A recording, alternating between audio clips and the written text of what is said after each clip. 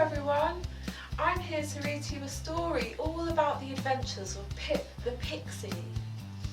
As small as a daisy he may be, with a big curious mind about everything he sees, discovering treasures and making friends on a fun adventure that never ends.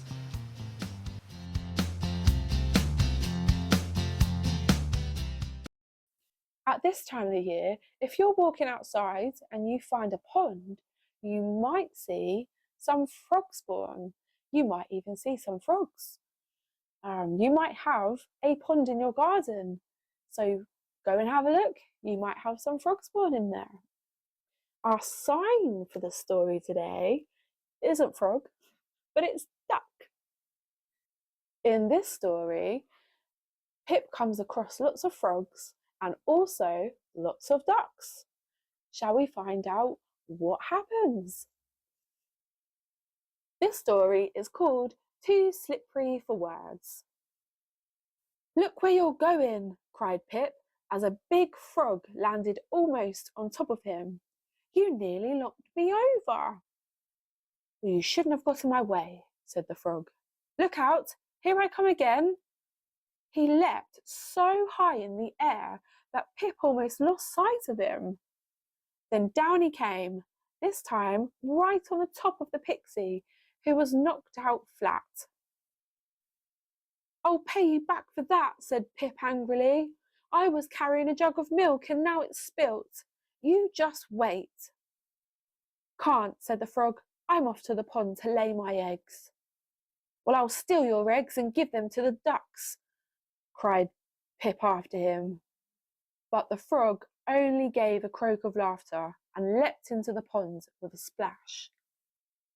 Pip watched the frogs in the pond for the next few days. Yes, they were certainly laying eggs. There they were, little round black things in a mass of jelly-like stuff. Eggs, eggs, hundreds of eggs. Aha! He would take them and give them to the ducks at the farm. So Pip waded into the water and began to tug at the jelly in which the frog eggs were. But oh dear, how slippery it was! It slid out of his fingers as soon as he got hold of it. But somehow or other, Pip managed to pull some of it to the land. He tried to pile it into a wheelbarrow that he had there. But it slid and slithered all over the place, and once when he stepped on it, he fell flat on his face. "Bother it, horrid slippery stuff," said Pip. "I'll be glad to see it going down the ducks' throats." He wheeled it away to the ducks at last. They were on a small pond of their own. "Hey," called Pip, "here are some frogs' eggs for you. What a feast!" The duck swam up. "What? That dreadful stuff," said a big duck. "It's too slippery to swallow. As soon as we get it into our beaks, it slides out. Don't you know, silly, that the frogs put their eggs into that slippery jelly on purpose, so that nothing can eat it? Take it away." Poor Pip. He felt that he really couldn't wheel it all away again, so he tipped it into the pond. And now there will be hundreds of tadpoles there soon, and later on scores of frogs. Have you felt how slippery the frog jelly is? You won't be able to carry it far.